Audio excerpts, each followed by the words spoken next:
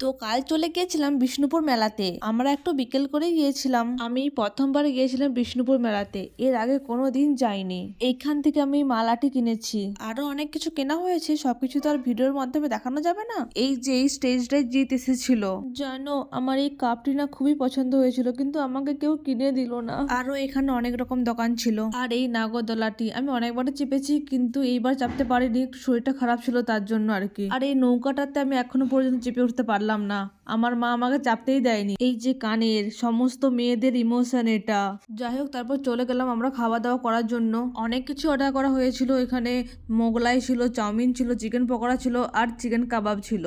যত লেট হচ্ছে তত মানুষ বাড়ছে, আমরা বেরোতে বেরোতে সন্ধ্যা হয়ে গেছিল প্রায়। এখানে দেখছি গরম গরম জিলিপি ভাজা হচ্ছে, তাই বাড়ির জন্য নিয়ে নেওয়া হলো। আর চনা ভাজাও কেনা হয়েছিল, আমি ওখানেও ভাগ বসিয়েছি। বাড়ি আসতে আসতে একটি কুরকুরে ছিল, ওই কুরকুরে খেতে খেতে আর বাইরের দৃশ্য দেখতে দেখতে আমরা চলে গেলাম বাড়ি। তো ভিডিওটি কেমন লাগলো অবশ্যই কমেন্টে জানাবে। বাই।